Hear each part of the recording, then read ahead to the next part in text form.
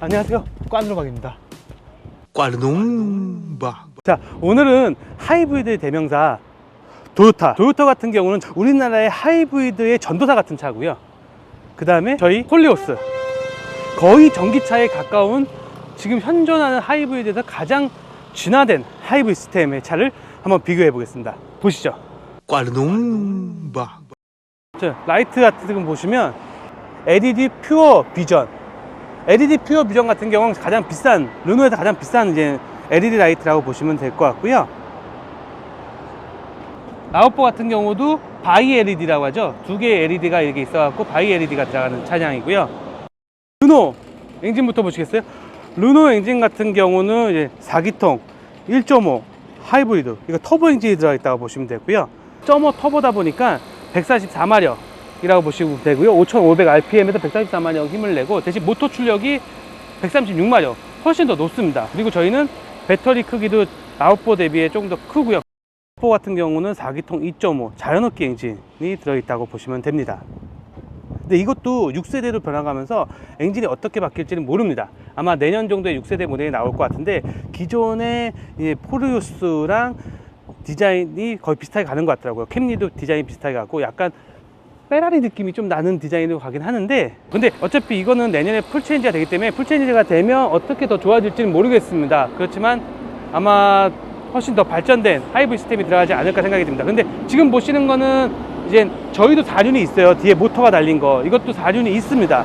근데 거의 전륜 구동이 많이 팔린다 하더라고요. 왜냐면 뒤에 모터가 한 50마력짜리 모터가, 제 기존 예전에 아우디 때 렉서스랑 도요타랑 찍은 영상이 있는데, 거기서 보시면 뒤에는 이제 구동을 주는 것보다는 갑자기 급코너나 급회전, 급정지, 급출발, 그때 이제 서포트를 해주는 뒤에 모터이기 때문에 크게 차이는 없다고 보시면 될 것 같습니다. 하이브리드 같은 경우는 요즘 거의 상위 평준화가 되어 있다고 보시면 될 것 같습니다. 마감도 같은 경우도 이런 거는 닭다리라고 해서 이건 솔직히 중요치는 않아요. 우리가 엔진룸 열일이 워셔잉 열일 빼고는 없거든요. 이건 중요치 않은데, 이런 부분, 지금 이거는 딱 하나죠. 대가 하나인데 대가 두 개입니다. 그리고 이건 뭐냐, 가스식 리프트가 이거는 들어가 있다고 보시면 되고요. 이런 거의 차이가, 얘는 원가 절감은 그렇게 적다. 근데 우리나라에서 만든 거니까 그럴 수밖에 없을 것도 있습니다.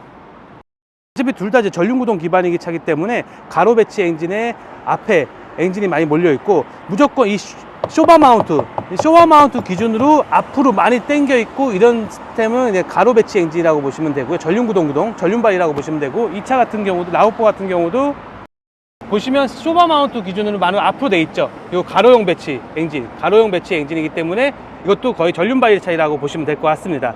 그리고 하이브리드답게 냉각수는 2개 들어가 있고요.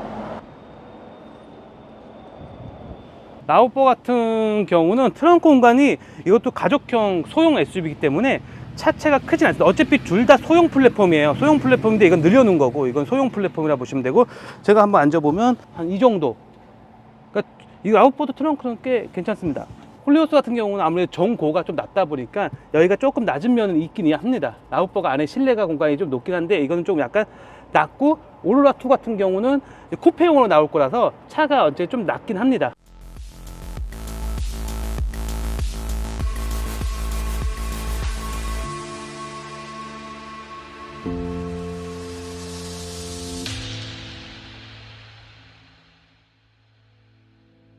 근데 사이즈랑 폭이랑 용량 같은 경우는 거의 비슷하다, 그걸 보여드릴 수 있고요.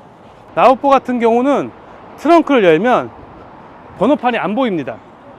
트렁크 번호판이 안 보이기 때문에, 라우포의 장점은 약간 갓길에 잠깐 이제 불법 주차를 한다 하면, 이건 번호판이 좀 찍힐 일이 좀 적다. 이건 좀 양심적이다. 네, 그 차이가 또 있습니다. 보시면 여기도 닫힘 버튼밖에 없어요. 라우포도 닫힘 버튼밖에 없고, 닫힘 버튼밖에 없어요. 그러니까 락 버튼은 따로 없습니다. 꽈누르박. 이 차 같은 경우는, 전고 같은 경우는 콜리오스는 1680, 이거는 1685, 한 5mm 정도 이게 좀 더 높다고 보시면 되고요. 그리고 전폭, 이 폭 있잖아요. 콜리오스가 25mm 정도 더 폭이 더 넓습니다. 1880, 콜리오스 1880, 라우포가 1855. 그래서 콜리오스가 25mm 정도 높고, 전장 같은 경우는 제가 아까 말씀드렸죠, 소형 CMA 플랫폼을 늘려놨다고 했잖아요. 그래서 전장 같은 경우는 콜리오스가 4780, 라우포가 4600. 그래서 한 180mm 정도가 좀 콜레오스가 좀 더 길다고 보시면 되고요.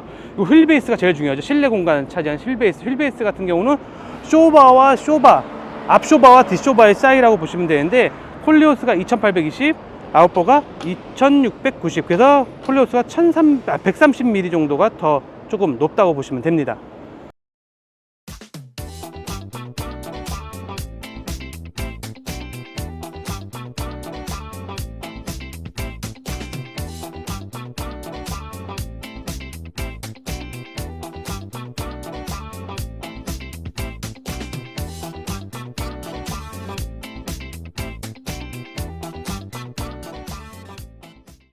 전륜구동 기반의 자동차 같은 경우는 거의 앞뒤 타이어 사이즈가 똑같다고 보시면 되고요. 이것도 25, 60, 18인치요.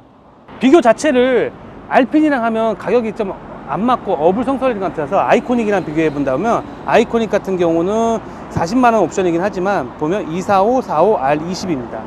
네. 앞자리 공간은 이것도, 뒷자리 공간은 제가 뚱뚱한 아저씨잖아요. 뒷자리 공간은 여유로 없습니다. 아무래도 이 판도 좀 플랫하고요. 근데 이게 아직까지 이렇게 높게 나올 필요는 없는데 조금 높게 나오는 면이 있네요. 왜냐면 드라이브 샤프트가 없거든요. 네. 이것도 보시면 공간은 여기 조금 더 넓습니다. 아까 말씀드린 전장, 전폭, 전고가 조금 더 차이가 나잖아요. 여기가 한 손가락 한 2개 정도가 더 넓다고 보시면 됩니다. 네. 보통 보시면 이제 오르간 타입 페달을 예전에 과거에 한때 엄청 뭐 원하시고 그러신 분이 많으셨거든요. 근데 오르간 페달 같은 경우는 뭐의 특징이냐면, 일반 페달은 엑셀을 놓칠 수가 있어요, 발에서. 근데 오르간 페달은 엑셀을 놓칠 수가 없기 때문에 저게 보통 BMW나 스포츠성이 강한 차에 놓쓰는데, 이거는 오르간 페달이 아니고 오르간 타입입니다. 뒤에 보시면 여기 철 막대기 보이시죠? 그냥 오르간 타입으로 만든 거지, 진정한 독일 차처럼 오르간 페달은 아니라고 보시면 될 것 같습니다. 제가 여기 보면 이런 거는 뭐라고 할 수가 없어요. 왜냐면 앞으로 이제 신형이 모델이 나오면 더 좋아질 거라서.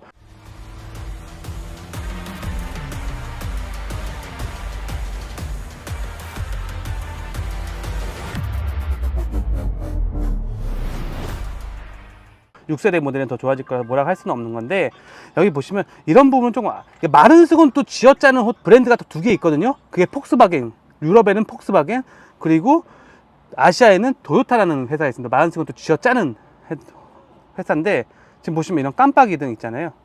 소리 잘 들어보세요.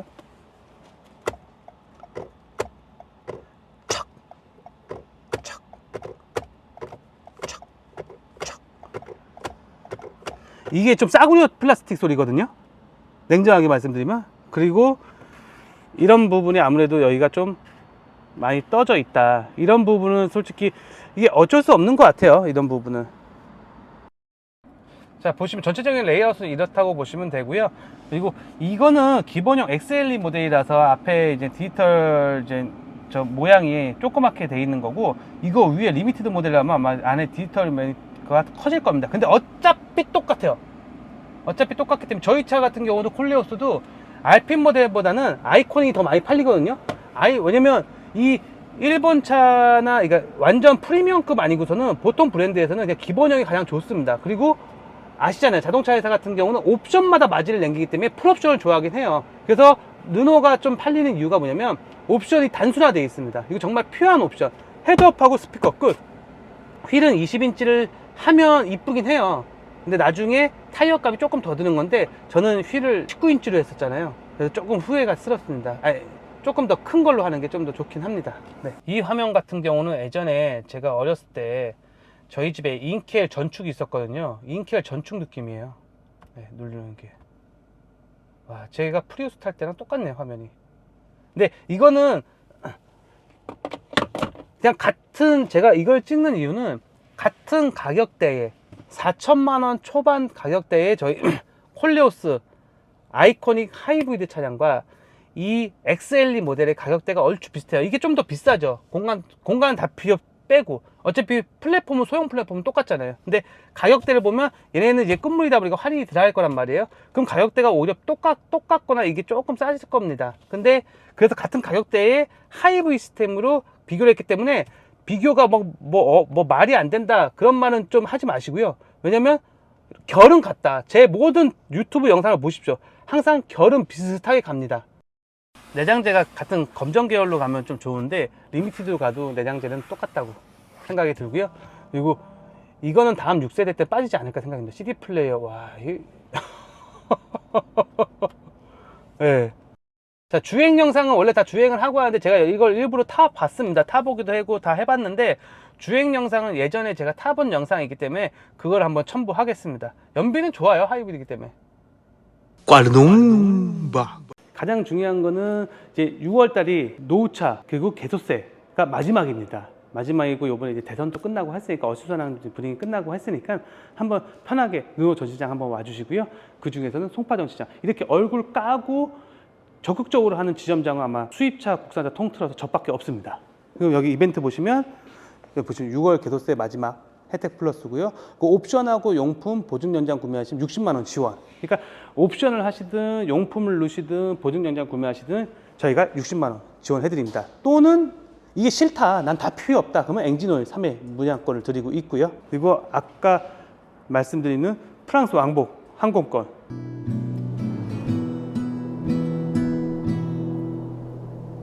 이거 나쁘지 않습니다. 그리고 제가 여기서 경품 이벤트나 이런 걸 다 봤는데 경품 이벤트 니네끼리 헤쳐먹는 거 아니냐 그렇게 생각할 수 있는데 아니더라고요. 정말 다 고객한테 갑니다. 네, 중간에 우리 직원들이 먹지 못합니다. 그래서 한번 이런 이벤트도 한번 겟 해보십시오.